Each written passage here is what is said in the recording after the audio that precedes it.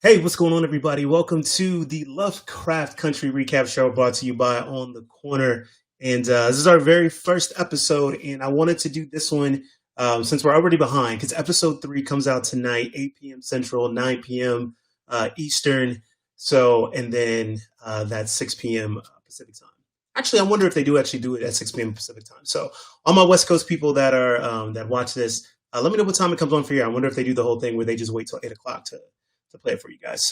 But what is Lovecraft Country? Well, so it is a brand new show on HBO, and it is, just one of the most phenomenal things that I've seen in a while. So, as a big fan of shows like Game of Thrones, Westworld, this to me fits kind of like right into that category of just very, very interesting, very intricate storytelling. And how I got it even caught up in this, I didn't know anything about it. It was just an ad that on TV one day, and I saw Jordan Peele, I saw monsters, I saw black people. I was like, I'm in, right? That's all I needed to know. I didn't know anything else about it, and so I was like, fine, HBO, take my money. So I literally signed up for the day. I saw the ad, and from the first episode in, I just been hooked. It's been in a crazy roller coaster ride in just 2 episodes already. And so I decided to do this, and we're going to put this on the Corner Media YouTube channel to start doing these recap shows. So we're going to do a live recap show tonight after episode 3. And my guest, Jeremy Holmes, will be joining me. We'll be talking about what we just saw. But before we do that, I wanted to kind of, for those of you who haven't seen it, and who are going on this journey, kind of catch you up on the first 2 episodes. So huge spoiler alert, right? So right now, please, if you've never seen the episodes, stop watching this right now. Come back and join us later on tonight because I want to do a recap of the first 2 episodes. And this thing is so good. Like, I just don't want to have to spoil it for you. So with that being said, let's jump into it. So the very first episode kicks off with, a huge opening scene. And it's like within the first 30 seconds, I can tell like this is going to be something that's going to be just full of symbolism. One of these shows that you literally have to watch and pay attention to.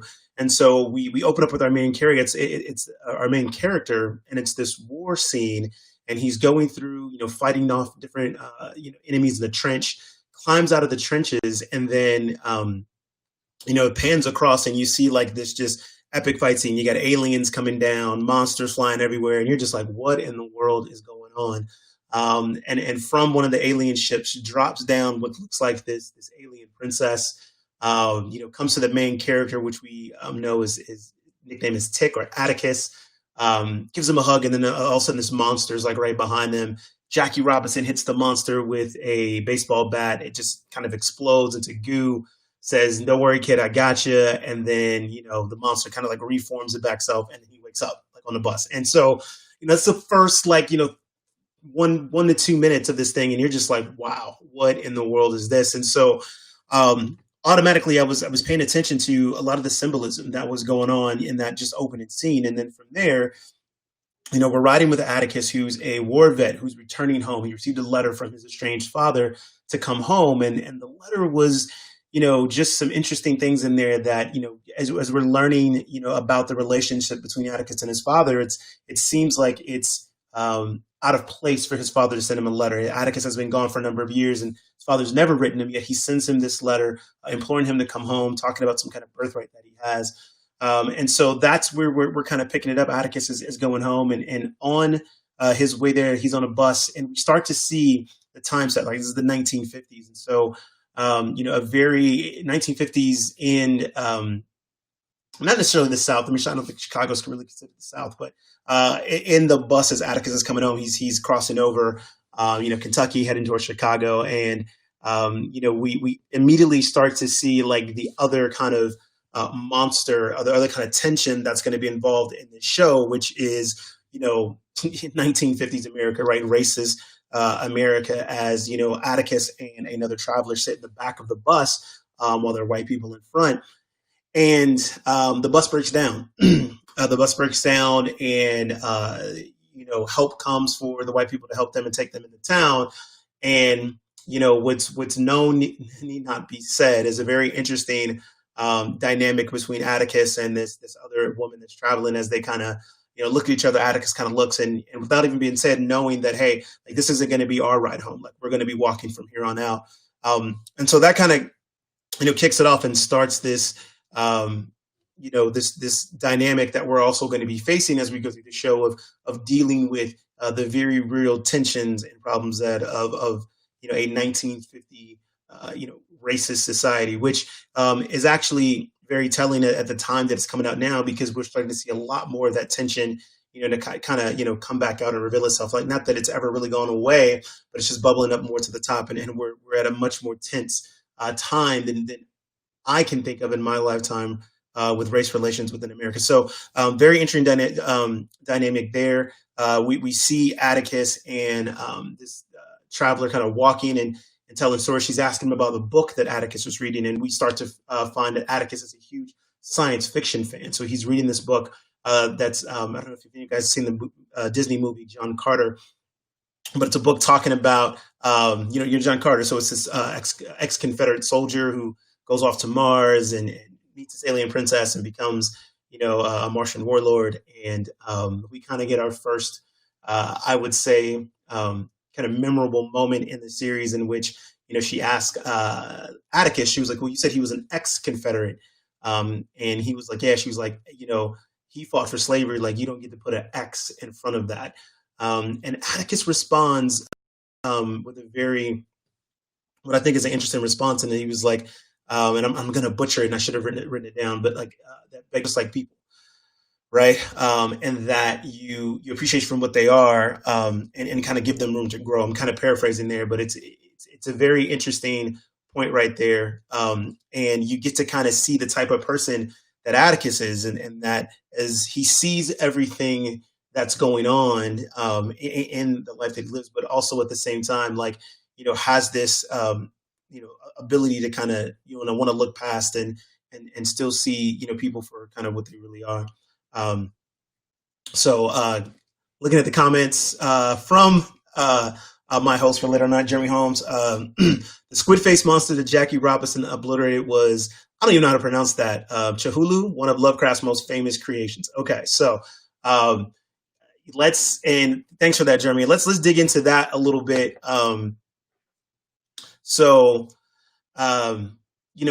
This whole thing, Lovecraft Country, is based on a kind of novel that was written based off of Lovecraft's a lot of works. And so Lovecraft was an early 1900s kind of sci-fi, kind of fiction writer, kind of horror writer, and he kind of went on to inspire, people like Stephen King and things of that sort.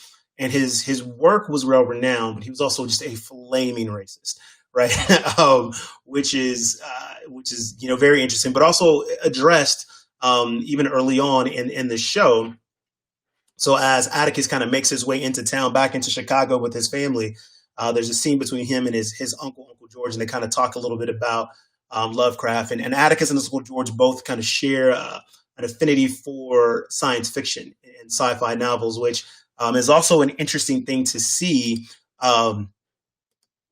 in this setting, because for the most part, you don't really see a lot of African Americans interested in science fiction. And I think that's one of the things that interested me the most about this show, was that you saw, like, for the most part, Black leads, right? Mostly Black cast, and talking about science fiction, right? Actually into sci-fi, which is not something that's shown a lot. So again, going into this kind of theme of, we are starting to see, I think the last 6 or 7 years, a lot more Black lead characters in situations that we normally don't see them, which is awesome. It's always good to see. It's always good to see that representation. So yeah.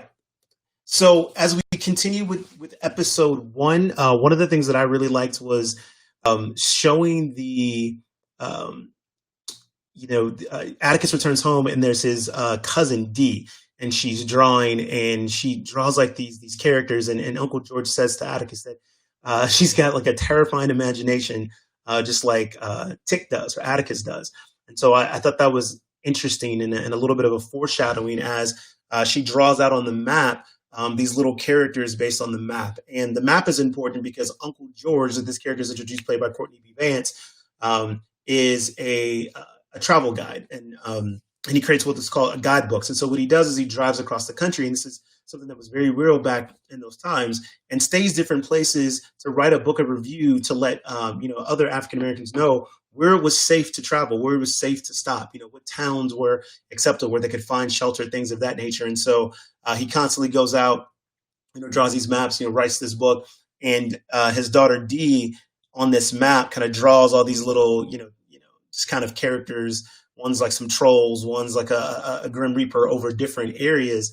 And as Atticus is talking to George about this letter that he received, Uncle George about this letter that he received, and they're planning to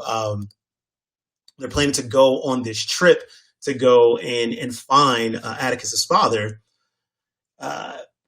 A little bit of foreshadowing happens when the place that they find, which is called Arden, there's Dee had drew a Grim Reaper over that place. And obviously, as you start to go through and you watch the episode and the time being in real time, you just think, okay, wow, that's kind of ominous. And then looking back on it, having watched episode 1 and 2, kind of gone back and looked at it again, you can kind of see that, again, some foreshadowing there coming up, because this would eventually kind of lead to Uncle George's demise so far, which we believe is Uncle George's demise, right? And so that's what the next part I want to get into with this is that, this very much has a Game of Thrones feel to it, in that, the producers give absolutely no fucks about who they kill off, right? Like, you cannot, this is one of these shows where, like, do not get attached to any character, because it's already kind of set this, fast-paced kind of feeling that, look, they will remove a character at any time to tell the story, which makes it even more compelling of a show to watch. And so it's very interesting in that nature. As we kind of go through this storyline, we were introduced to Letitia Lewis, who was a friend of Atticus's when they were younger, part of a kind of like a science fiction club that they did. She also returns back to Chicago. So in the very first kind of opening scenes, we have this, returning home. Atticus returns home to go find his father. Letitia's returning home, and we kind of don't know exactly why. There's some tension between her and her sister. We see that kind of play out as she comes home, and they kind of perform together. But there's a tension around. Letitia seems to be more of a not straightforward type of person. She's very, independent, very just kind of, wants to go off and do different things. And there's a tension around her parent or her mother, and specifically, that seems to exist there. And so we start to see some of that there. And so very quickly, we're like 20 minutes into episode 1, and we have, we're introduced to some main characters, 2 of them returning home. And then before we know it, they're all off on, this adventure together to go find Atticus's father. And so looking back on it, right, it's again very kind of fast paced as they waste no time kind of getting to the plot of what the story is going to be. And so they take off on this trip as they're going across, searching for this place called Arden. They're planning to take Letitia and stop by her brother's place, Marvin. And so as they kind of go across there, Uncle George gets a tip to stop by this diner so they can get something to eat. And so this is our first kind of real kind of scene of like, hey, this is 1950s America. So they stop at this diner. They walk in, and it's clear from the time that they walk in that they are not welcome, right? So you have 3 African American people walking into what's not labeled, but which is clearly a white only establishment. However, the interesting thing is that Uncle George had received a tip that it was a good place, and it was actually called a different name. I think it was called Lydia's. By the time they come in, it was just called Simmonsville Diner or Simmonsville Cafe, something like that. So they walk in, they seat themselves, and they get this very cold, non-existent kind of, presence from the young gentleman that's working there, and then one of the patrons. The patron leaves very upset. They sit down, ask the waiter, like, hey, like, what's good here? Can you bring me some menus? And the waiter just looks shocked, right? He doesn't know really what to say. Goes back to the back to go make a phone call. Atticus actually asked for coffees, and so they assume that he's going to be at the coffees. He's actually going back to make a phone call. Letitia gets up to says that she needs to go goes to the bathroom, and she overhears this gentleman talking to someone on the phone, saying that they just walked in and he didn't serve them, not after what he did to Lydia. And now Lydia, in this case, seems to be the owner, either the worker or the owner of the previous restaurant. And so then we come back to Atticus and Uncle George are sitting down. And Atticus is kind of looking around. This building has been It's in brick. It's in all white. And he's asking his uncle, remind me again why the White House is painted white. And Uncle George talks about the War of 1812, where the British soldiers actually took down the executive branch and burned it down. And when the slaves rebuilt it, they had to paint it white. And as he's saying that, Atticus looking around, he's looking at the brick, and then Atticus kind of moves one of the tiles on the floors and sees burn marks. And they finished that they had to paint it white to cover the burn marks. And so it was at that time that they realized that something's a little bit different about this cafe. At that point, Miss Letitia Lewis comes running out, screaming, "We got to get out of here! We got to get out of here!" She's overheard this conversation that's going on, and they hop into the car as police are coming through, fire truck, and there's these guys with guns, coming to basically lynch the black people who apparently decided that they were good enough to sit down and eat. And it reminds us how times were in this country at that time. So another comment from Jeremy. I thought it was interesting how nonchalant Uncle George became all of a sudden about their right to eat there. Yeah, that's a really good comment, Jeremy. I want to jump into that. I remember watching that, and I was very, I'll be honest, I was triggered with that, right? I was just like, at the time that they're living in, like these were things, there's a difference, I think, between being confident and being, wanting to stand up for your rights, and then being careless.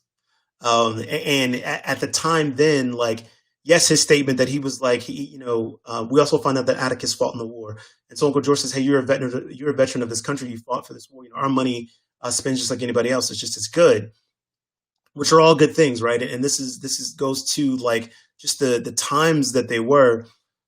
And Uncle George is absolutely right. They had a right to they were citizens. They had a right to go sit wherever they want. They had a right to sit down and get a meal. There's a fine line, but just between careless with your lives, right? At that time, it was well known that, people just didn't care about those rights. That they would murder you in the streets. They would hang you for no other reason. You get point, Jeremy. He also brings up that, on a previous trip, as we learned at the very beginning of the show, he had his kneecaps broken just because he was in the wrong place at the wrong time and his skin was the wrong color. So it's very interesting to see him have this kind of, defiant nature, which I loved, but also just kind of, in the moment reckless, where it's like, I feel like it should be right. So we're just going to be here, knowing how dangerous it is. So again, it just goes to the complex nature of the time. And so what it introduces to me, what it says to me for this type of show is, in my mind, I compare it to The Walking Dead, to where there's the actual, in The Walking Dead, there was the actual zombies. That was a thing that visibly and physically you were frightened of. But the biggest other scary thing was just other people, right? In The Walking Dead, you start to see that it was other people that you really wanted to be afraid of, because it was at this time where, things were just so crazy that yes, you were fighting zombies, but other people were just as dangerous. And so in this setting, we start to see like the other, horror here is people, right? And it very much plays into what we've seen from Jordan Peele before in Us and Get Out, where the horror is the realities of how we are as people. That's really the horror story. There's no monsters under the bed. There's nothing coming out to get you. It's just the reality of as people, we can tend to be pretty horrible towards each other. So, again, very, very deep and kind of get into a lot of that. And so we start this chase scene, and Letitia Lewis becomes Letitia fucking Lewis as she gets into the car, and just fantastic chase scene. And she's driving, whipping this, Woody style, big, huge car, through the streets and kind of getting away from these people as they're shooting. And we also in this chase start to see our first, kind of supernatural take to this show.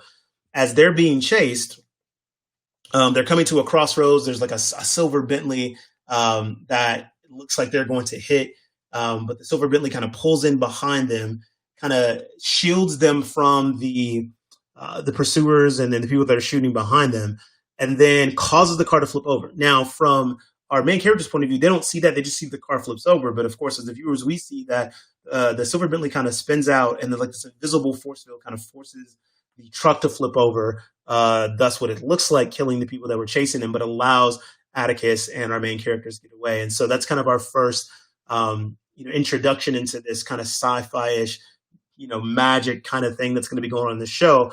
As the car flips over, our main character stop and look back. This woman gets out in a hat, blonde woman, just kind of does the stare. Atticus kind of looks at it and they peel off, and so gives us again a little bit of foreshadowing of what's to come as we kind of see some things going there. We fast forward a little bit into the episode. They are looking for Atticus and Uncle George and Letitia arrive at Marvin's house, which is Letitia's brother. They just kind of talk about the events of the day, and Marvin kind of provides all this kind of intel on where they're trying to go. And it's amazing to me as he's pulling up all this information, and I'm thinking to myself, like, yeah, this would be really easy information to find now, all these public records. But this is 1950s. There's no internet. There's no, there's no storage. A lot of this stuff is on hard copy. You have to call. So I thought it was amazing, all this information that he was able to collect and kind of give them some intelligence as to where they were going, how they could find what they were looking for. And we also then see this kind of next kind of setup thing that we're seeing is this fight between Letitia and her brother. You kind of overhear them screaming about some things as Atticus and Uncle George are outside kind of talking. And I love this when I rewatched this a couple of times. I love this kind of part of this scene in the show because you've got two different family matters being kind of played out before. So outside, Tick and Uncle George are kind of talking about, Tick's father and the relationship between him and his father and how it's obviously very rocky and they don't really kind of get along. And, Uncle George is taking up for his brother and kind of explaining to him, to Tick, that, his brother had it hard. Obviously, we get hints that the father was abusive. And apparently, Tick's father was also abusive to him. And so you just kind of have this dynamic playing out. While that's happening, you're hearing Letitia and her brother fight about, Letitia's choices and what she is, what kind of life she's been living and how she missed their mother's funeral. And so you hear this fighting and screaming going on in the house while Tick and Uncle George are kind of having this conversation outside of the house. And they're both kind of happening at the same time. So, hey, shout out to Ron. That's my sister. Watch the episodes. Great recap. Thanks, sis. So I found that very, very interesting as they were kind of having this dual family matters going outside, but we're also learning much more about these characters, right? We're seeing that, Letitia seems very much to be this very independent and forward-thinking woman, which as a Black 1950s is just all in itself dangerous. But I love the character that she brings, the fight that she has, but we're also seeing like the realities of what that is like for her, right? In people really not understanding, the way she chooses to kind of live her life and the things that she wants to do. So very interesting there. And then we start to see the complexities of the relationship between Atticus and Uncle George and his father. So we move on after that. The next morning they take off, going to go try and find this place to go find Atticus's father. And they encounter, as they're looking for this road, they need to pull over because they can't find it. Atticus gets frustrated, wants to get out of the car and go find this road that they're looking for. As he gets out, Letitia joins him, and they're just kind of talking, walking in the woods for a minute, and they hear some rustling.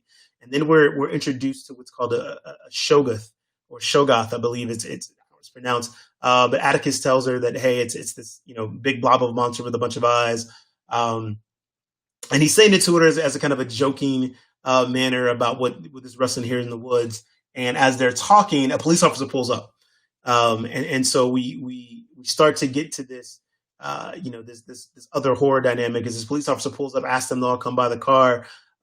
Very, very, very racist cop, and lets them know that they're in what's called a sundown town or sundown county, which the nomenclature for that time means like if you are African American, you have until sundown to be in that city or be in that county, and then after that you need to be gone. If not, pretty much they're within their lawful rights to do whatever they want. So you kill you, hang you, and this police officer lets them know that, like, basically sundown's in 7 minutes. If you're not out, I'm within my legal right to hang all of you here and there. And so it becomes this very tense scene between the two. They get into the car. And they've got 7 minutes to get out of this county. And so a little chase scene kind of begins. And I will say, like the first time I saw this, I thought it was shot wonderfully. I thought the music, the build up, suspense was great because I'm sitting here, my heart's pounding as they're trying to get past this county line because I don't want anything to happen to them. Clearly, right? I've already become invested into these characters, and so a great scene there is they're racing to kind of get out of the county. They make it out of the county, like just barely at the nick of time, and only to get into more trouble. Right now, bring you back on some information. You got to go flashback. So when they were at Marvin's house, Letitia's brother's house, and going over this intel, one of the dockets they had was this sheriff called Eustace Hunt, who was just known to be, just flaming racist, right? He had a huge NAACP complaint file, and Marvin was telling them that basically I don't know what was worse. They were getting. Sorry, let me back up and explain this a little bit better.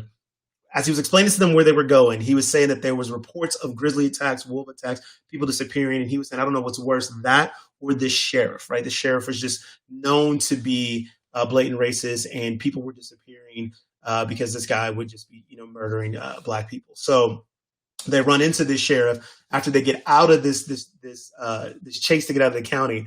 Jeremy says to stop breathing doing the low speed chase. Yeah. Good comment. There's a low speed chase, right? So the chases they were getting out, they had to stay within the speed limit, which is 25 miles per hour, right? So they couldn't do anything illegal because the guy would pull them over, but at the same time, they had to get out of the county. So very crazy. Yeah, low speed chase. So now they come into this blockade. They run into the sheriff. The sheriff pulls them over and is claiming that he believes that there's some traveling burglars. There's been robberies going on. Quite frankly, it's just driving while black, right? There's the wrong place at the wrong time. And so he leads them, him and his deputies lead them out into the woods. It's nighttime now, basically to execute them. And as they got the guns on them, they're getting ready to shoot them, they hear some more rustling sounds. And so now this is when we actually see our first real monsters. They get attacked by these shoguns, just huge monsters with eyes and teeth, and just start ripping people apart. It starts to get really bloody. There's a chase scene to get to a cabin. Run to the cabin. Uncle George is knocked down. It is crazy, right? So they get into this cabin, and now they're starting to try to, kind of figure out and make a game plan of what's going on. And Uncle George makes it to the cabin, and he kind of figures out something. As he was laying there, one of the police officers had his arm ripped off, but it was holding a flashlight. So Uncle George picks up the flashlight and notices as he's trying to make it to where they are that these monsters are afraid of the light. So he gets to the cabin and reveals that information to us. So now they're trying to make a plan. It's Atticus, it's Letitia, it's Uncle George. It's a sheriff who's been badly wounded. Just bitten crazily by one of these monsters, and his deputy. They figure out that they got to make it till sundown. They decide to try and go, or sun up. They decide to make a decision to get the car. The sheriff doesn't want Atticus to go because he feels like he's too smart for his own good. Am I stranded there? So the sheriff says Letitia needs to go. And at this point, Atticus is like, absolutely not. We have this conversation between Letitia and Atticus. She lets him know, look, I can do it. I can run. I used to run track. And then two of many of my favorite parts of this series so far. One comes up where she asked him, aren't you scared? And he was like, I don't have time to be scared because being scared is not going to get us out. It's not going to save us. You are, which I thought was just awesome. And I was just like, yo, Atticus is a G, because I would have been scared out of my mind. Like, bunk that. I would have been terrified too. But he says that to kind of calm her down. And then we see the most epic run scene in a horror movie ever, because when I tell you Letitia fucking Lewis runs her ass off, and I just and the GIFs went all over the place on Twitter. What I want people to know is this is how you run in a horror movie, right? You don't run, you don't trip over stuff. You run like your life depends on it. And I'm going to see as we go forward with this. I got to figure out what the rules are. I would love to kind of show different scenes and stuff like that, but I obviously want to make sure we don't get banned for copyright, especially on YouTube. But if you see nothing else from this series, please watch the scene where she runs through the forest to go to get to this car, because when I tell you she was running, and I'm like, this is how you run. which is why, and I'm going to say this, like, for all of us Black people that have watched horror movie shows, and we always get upset that people be running and tripping and falling because we like, this is how we going to run. Like, this is how we gonna run. Like, we not looking around. We ain't no, we running. And so you have this great scene of her running and shot beautifully. That's another thing that I really enjoy about this series is how it's shot, the angles that they get, how it's cut together. All in all, like, this is just a greatly put together TV show. So we see her run. She gets to the car. She's As soon as she gets to the car, she's attacked by one of the monsters. But gets into the car, she gets the car to start, flashes the lights at it to escape, takes the car back to the cabin, crashes into it. Now, while this is happening, Uncle George is realizing some things that he was the first one to figure out that these monsters were sensitive to light, but also they start to notice that the sheriff is not feeling too good, right? And starts to show some signs of, unwellness. And so then Atticus asks, or Uncle George asks Atticus, hey, what happens to a vampire? Or what happens to a person when they get bit by a vampire? And so they see that he's starting to change. He's starting to change into one of these monsters. They're asking the deputy to shoot the sheriff. Obviously, he doesn't want to shoot him. Sheriff turns to a monster, kills the deputy, and Atticus shoots him, but it does no good. And just when you think like it's curtains for them, here comes this issue with Woody crashes through the cabin and kind of saves the day. As they get ready to kind of defend themselves, and they got some flares, and they light around the area, they hear this whistle, almost like a high pitched dog whistle. The monsters go off running as they're being called back. And then we kind of get to the end of this episode. They're seen walking, just kind of drenched in blood. They come up to this house, to the county they're looking for, and the door opens, and this gentleman welcomes them. Knows Atticus by name, greets him, Mr. Freeman, and tells him welcome home. Into the first episode, and wow, right? And so you were just left like going, what in the world is going on? I mean, we in the course of an hour, we met characters, we saw. We met characters, we saw monsters, we dealt with racism, we had a chase scene, we had monster kill scene, and then welcome home, right? So a great opening episode to this series. From Jeremy Holmes to Bram Stoker, Dracula was a great literary reference too. Yep, absolutely. This show was and is, like I said, again, one of these things that there's going to be so many references. And I think this is what I personally love about shows like this, is because you get to watch it and enjoy it, but then you can go and like research, look at all these different things, and it just makes it so much better. Comment from Rhonda, a lot was going on in the scene. Yes, definitely, a lot was going on. And, it's for somebody like me, I love shows like this because, like I said, you get a chance to do the research, and what happens is you go back and watch it, and every time you watch it, you pick up on small details, and it just makes the show that much better. And so it really is something special when you can write a compelling story with that much intricacy. And so I want to take a little rant and talk about the producers of this show. So obviously Jordan Peele is an executive producer. That's why I got involved with the show. Like I said, when I saw the ad and saw it was Jordan Peele, I was like, I'm all in. HBO, you can have my money. J.J. Abrams is also an executive producer who's well known for writing, being tied to like science fiction. I believe he did Star Wars and Star Trek, I think.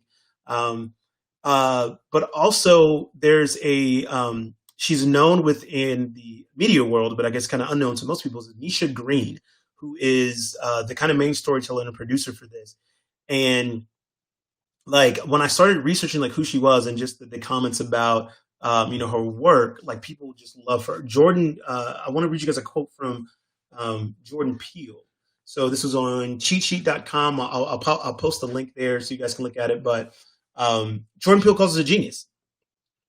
Says he's a genius. And let me find the quote, which is, first of all, like huge to come from Jordan Peele, who's already staked a name for himself as a great producer of kind of horror suspense movies. But he in a tweet he wrote, "Follow Misha Green, please. She's a genius, and she made Lovecraft Country." And I'm trying to find the quote where he was working with her, but I'm missing it. but he co-created Lovecraft Country alongside Green, and he's recently expressed his confidence or abilities as the showrunner. And so to get to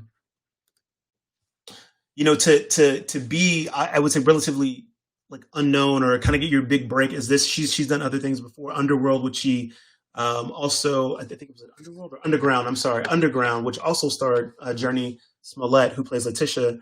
Um, but to get this kind of a big HBO series and get somebody like Jordan Peele behind you, I think is awesome. So I'm already hooked. She's A+ in my book. I'm going to be following her, and she's looks like she's going to get added right to that list.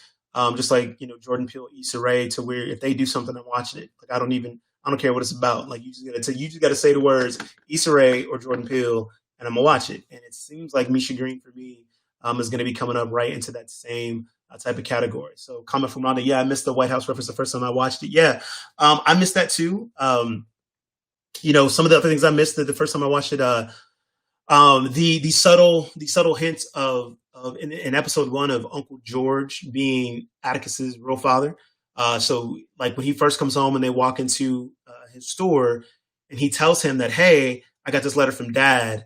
And he's telling him about the letter. He says, talking about something from my birthright, things like that. You see this look on Uncle George's face, like, what did he say?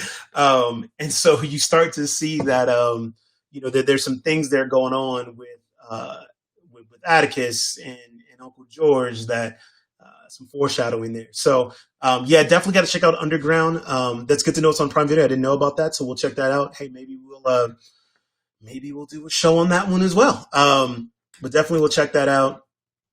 Runs to Set, Underground was canceled, so I didn't get a chance to watch it. So we'll have to talk about it and see what that was all about. I didn't know much about it. Actually, I didn't hear about it until I started researching for this. So yep, definitely a lot of family secrets.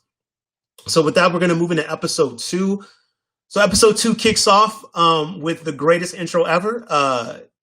Wait a minute, before I get to episode 2, sorry, let me talk about this. The music in this show, in these shows. So when I again talk about intricacies, there's the plot, there's the characters, there's the acting, there's the storylines. Like there's this horror of like monsters, there's this horror of racism, and then there's music, right? You can tell like each scene, the music that's selected, even the words of the music that's playing, the lyrics and the songs that are playing have meaning to the scene. So again, this is a series and a show where it's just, you're getting it from all sides, right? I mean, you're getting it from all sides. I love it. It makes everything it brings everything together. And that is definitely the case more so in episode 2 than I thought in episode 1. So episode 2 opens up with the theme song from 227, right? Moving on up. And it's just, you get this intro scene of Letitia and Uncle George just being in this huge house, everything they could possibly dream of, just, huge bed, huge rooms, and going from where we last saw them just, covered in blood and running for their lives to now living in a lap of luxury. And so it kicks off with that scene. And the only person that's not, kind of happy and joyful is Atticus, right? Because he's still reflecting on the things that happened before, right? Which obviously makes sense, right? If you've been, almost killed and executed in the woods and then attacked by monsters and then barely, sorry, it was the Jeffersons, not 227. My fault. Thanks, Jeremy. It was the Jeffersons. Where did I get 227 from? Appreciate that. So it was a theme song from the Jeffersons, not 227, folks. Thank you. You guys will kill me in the comments about this later, but my boy Jeremy's got my back. Appreciate you. So you see this kind of opening scene. He's still reflecting on kind of what happened the night before. And so now we start this theme, just kind of this mystery place of where they are. The gentleman that welcomes them before comes to get them, and takes them to, breakfast to the veranda, to go and get food. But as he's doing it, he's explaining kind of, what the place is and who we're getting introduced to the Braithwaites, and, kind of like some of the history there of who he was and what this lodge was that they created. And the first kind of real kind of kicker that we get is as they sit down to eat, Atticus is talking to them about what's happened the night before, and Uncle George and Letitia can't remember. And so Atticus is adamant about, like, how do you not remember the monsters? You crashed the Woody, you saved us. They don't remember anything, right? Which makes it even more powerful when you go back to the very beginning of, while they are celebrating and kind of dancing in their rooms and enjoying this, Atticus is still focused on, like, what the heck just happened, which makes a whole lot of sense, because if you went through something that traumatic, right, it's a huge step to go from I'm covered in blood, I just got saved, to like the next morning I'm up and joyful like nothing ever happened. It would be hard to kind of get past those events. And that shows out more kind of like the second time I watched it,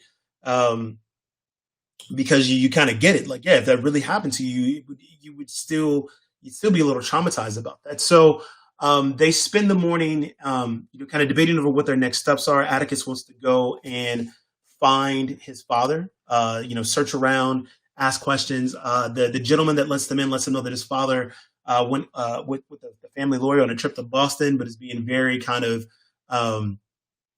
secretive around the details. And so now they're just, Atticus is just fired up to go try and find him. Jeremy writes in, Lovecraft delves into a lot of secret society, mysticism stuff in his works. Yes.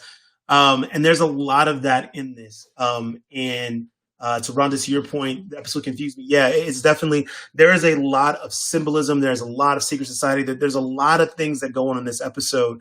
I've watched it now about 3 times, and each time I'm just picking up on little things that are in there. And so this one, I think, jumps into more of the symbolism. We get introduced to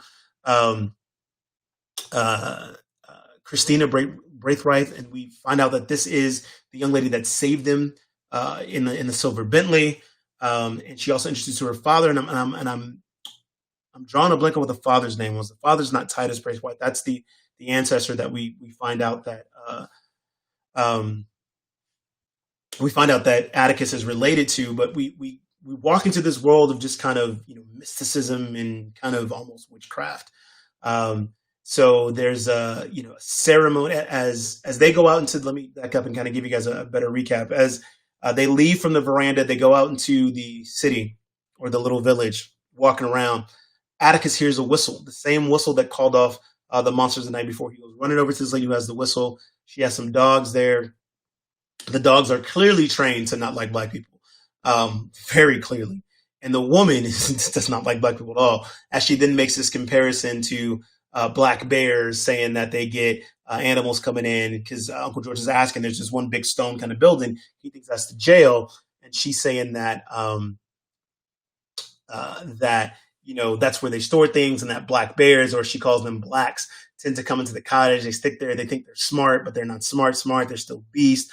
Like, so there's this very just kind of monologue as she's basically passively aggressively telling them that you don't belong here. Here's what I think of you, type of thing. So it's very interesting, very triggering for some of us to kind of watch that. But that they start to realize that, hey, something's going on here, right? There's more to what all these things that we're seeing. Jumping back a little bit, one important note is that the car that was crashed, they actually find the car as they're getting ready to go out to the village. And the gentleman, William, who's helping them, says that he found the car, brought it up, and the car is in perfect condition, right? So it's been fixed magically. Now, the only person that realizes that is Atticus, and of course, William, but he's being very, keeping everything close to the chest. But Uncle George and Letitia don't remember anything. And so now, Atticus is starting to get very agitated, very frustrated, and it starts to place some doubt in between Letitia, Uncle George, and Atticus, because they don't remember. And so Letitia starts to bring up the fact that he was in the war. Maybe there's some shell shock type of thing. And so now starting to sow some doubt in between the two and separate these characters. The dad's name is Samuel. Thanks, Jeremy. That speech from the sheriff, as I will call her, was very, very, very, very hard to watch and listen to. So we start to see this kind of plot to kind of separate these characters. As they're making their way back through the woods, they're once again attacked by monsters. But before then, a very big plot where we figure out Atticus's lineage is that Uncle George remembers a conversation with Atticus's mother about her ancestors, about her ancestor Hannah, who escaped from the Braithwaites' home in a fire and ran through the woods to get out. And so, back when William was explaining to him about the Braithwaites, William made the statement that Titus Braithwaite was notoriously kind to his, I believe he said, like to his employees or something like that, or whatever, which they kind of knew meant slaves. And so they figured out basically that Titus had slept with Atticus's ancestor Hannah. She was pregnant, escaped, and that's the lineage that Atticus comes from. As they make that revelation, they're attacked by these monsters again.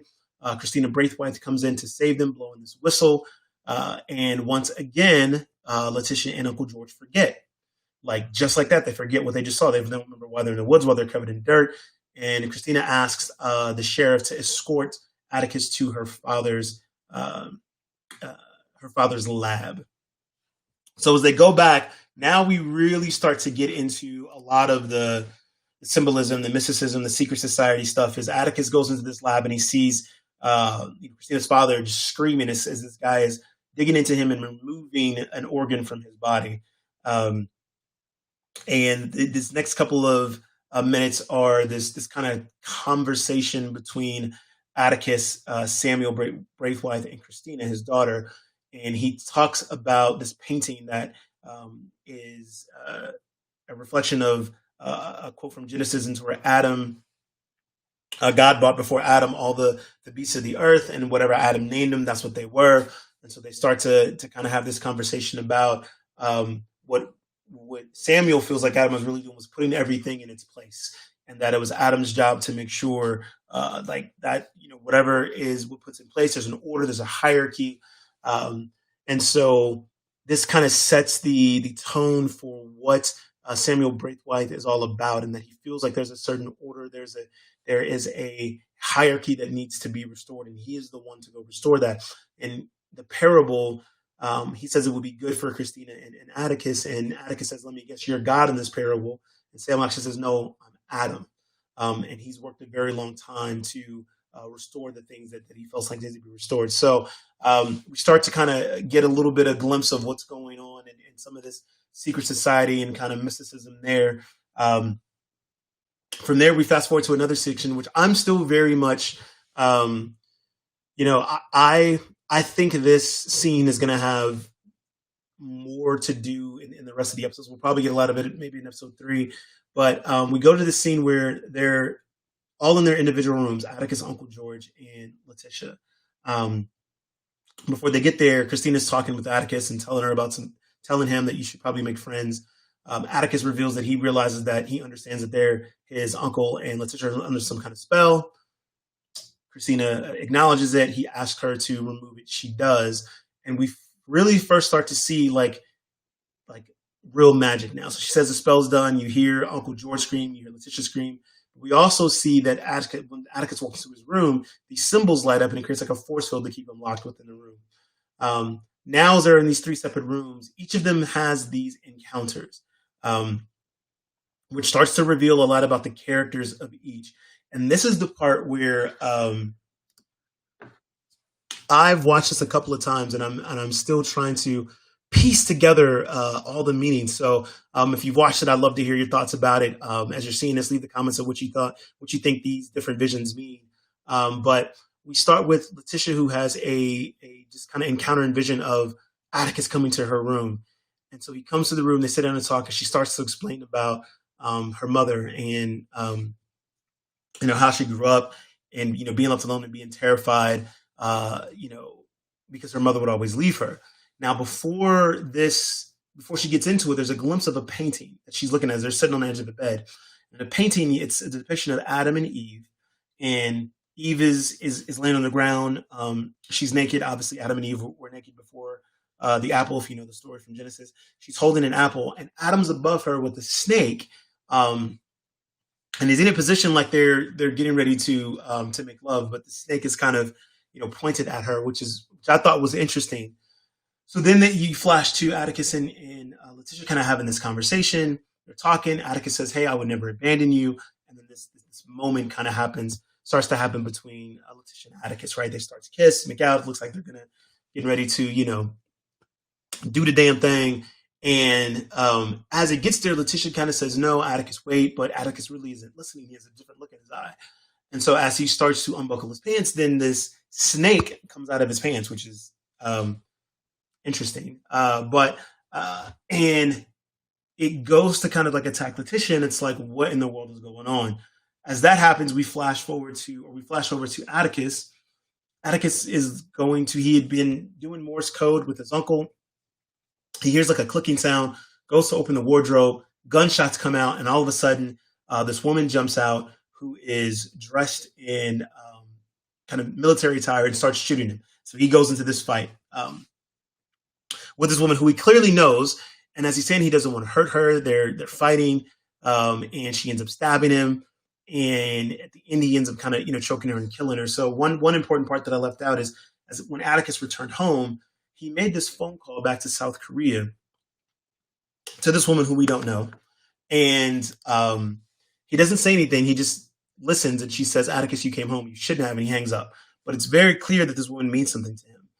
As I rewatched the episodes further, what I noticed is the woman that comes out that attacks him in his vision, because it wasn't real, it was all happening in his head, is also at the very, very beginning of the first episode, as he is dreaming and fighting his way through this war. The alien princesses come down is this same woman that comes out of this closet that attacks him. So there's some kind of connection that he has back to South Korea, back to when he met during the Vietnam War that we don't know about. And this clearly shook him as he was fighting with this woman, but didn't want to, but was forced to kind of kill her in the vision. Uncle George now has a vision of Atticus's mother, which now paints the picture that we clearly know something happened between those two. I'm convinced that Uncle George is actually Atticus's father.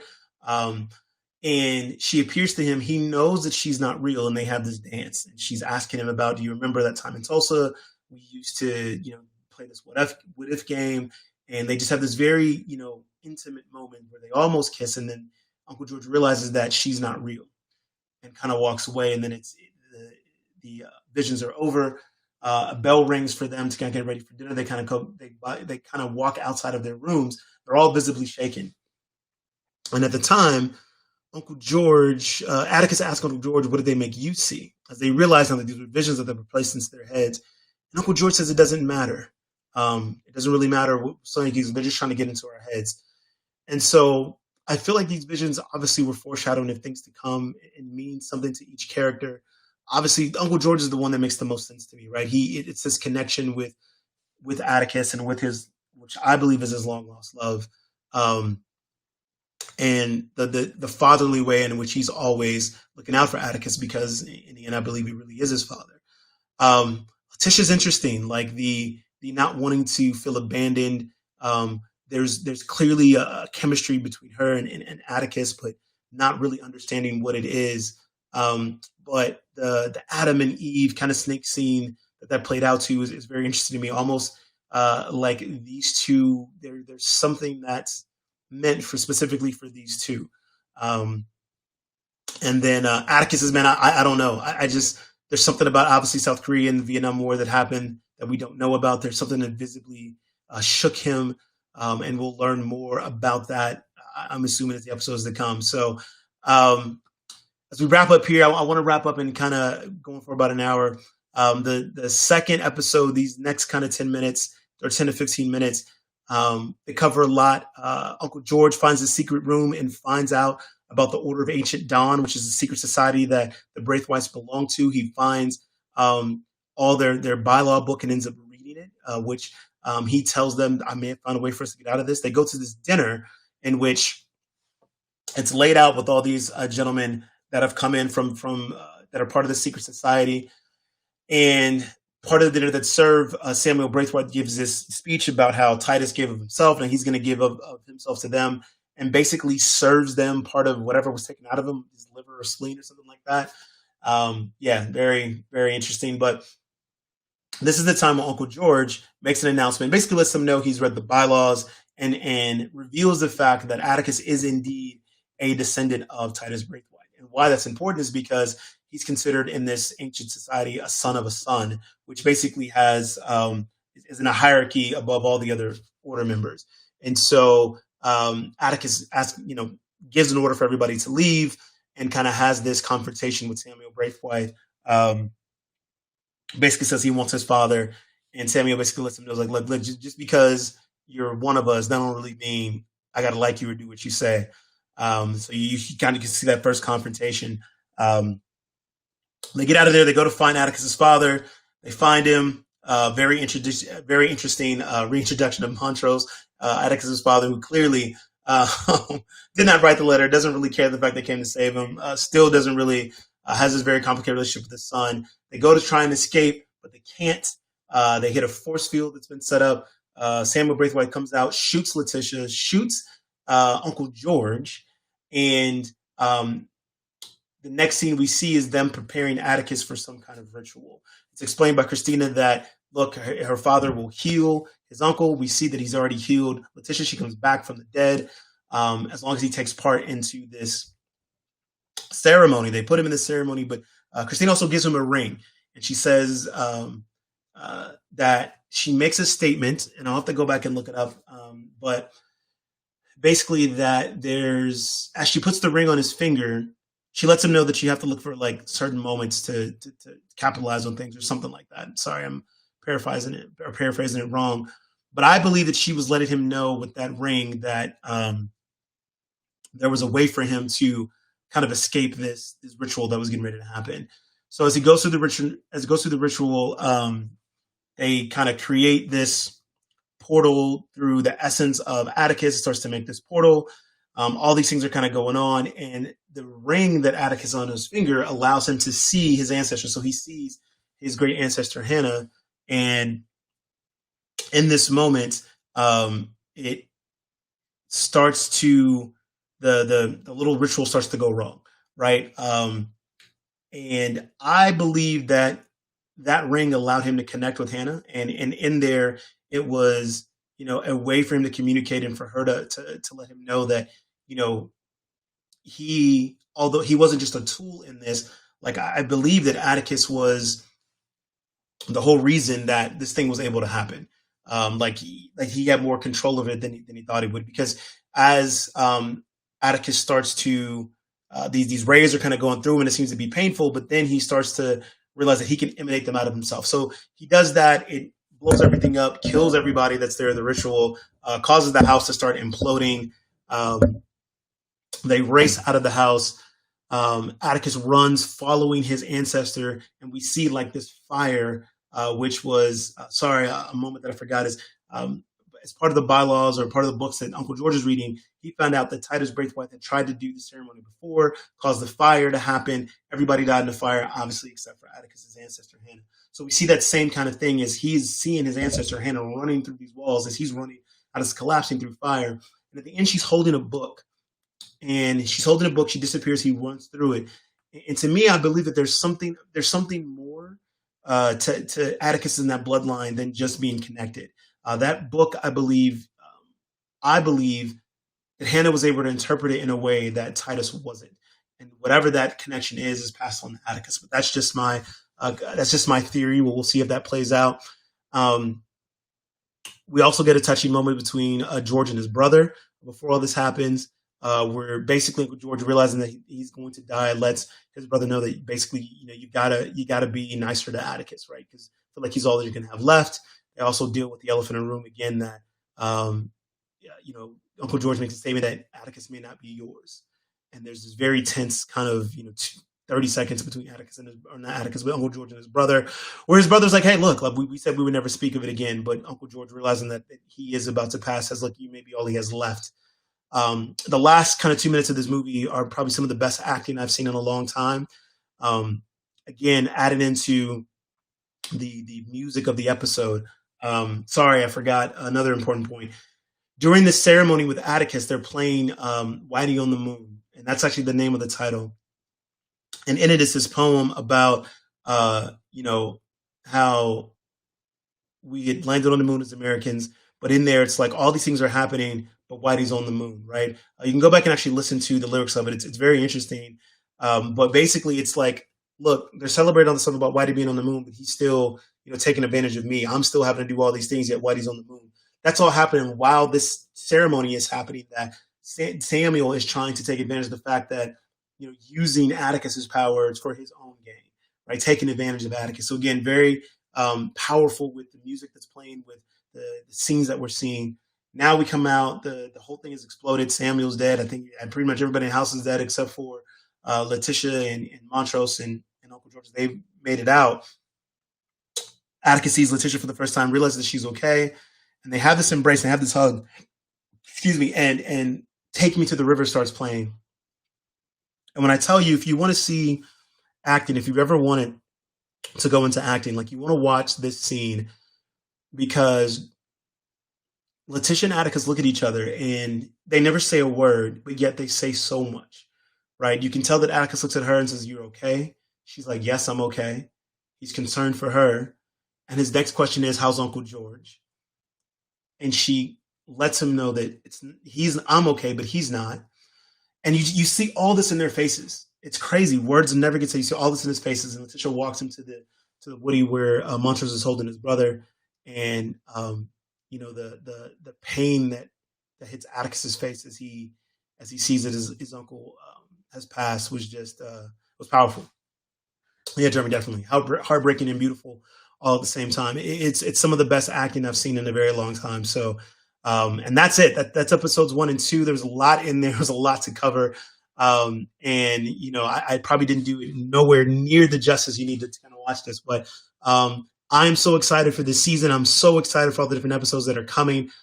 I can't wait for episode 3 tonight. I can't wait to see what's going to happen and dig into it and talk about it. So if you've never seen Lovecraft Country, check it out. Now's the time. Hit up your friends and family if you don't want to pay for HBO and get access to the HBO and watch it. But I would encourage you to support. Right. This is truly Black excellence at its best. I love the storytelling. I love the writing that's put into here. It's great to see. It's great to kind of see these things, and especially at this time, it's crazy how relevant some of this stuff still is. So that's it for this recap show, episodes 1 and 2, really quick. We'll be back tonight at 9, roughly about 9:03. I said it for like 9:03 or 9:04, just to make sure that, we didn't. Look, I didn't expect Uncle George to die either. I'm hoping on hope that he ain't really dead. Like, so here's why. We're going to get into this, right? So when I watched the trailer for the next season, or for the next episode, it starts with Dee and some other friends doing a Ouija board and saying, "Who are we talking to?" Then there's a scene where Hippolyta is talking to Montrose saying, "There's something not right about what you told me about how my husband died." And then there's this really quick scene as she's going to something. There's like a door opening.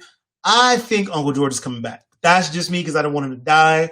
I think somehow they're going to connect to him some kind of way, something. So, but I did not expect him to die. But again, that let me know that, look, Misha Green gives no fucks whatsoever. Like, this is going to be one of them shows. So don't get attached, because they'll snatch somebody out. Because I mean, we had lost Letitia for about 10 minutes there. Yeah, I was like, yo, for real? Like, like, this is one of the best characters you'll cut off in episode 2. So, we never know. I'm hoping he's not gone, but I think he may be dead, but I think we may still see the character somehow, some way. That, again, throwing in my theories of it. Love to hear everybody else's theories about it. So thanks, everybody, for tuning in.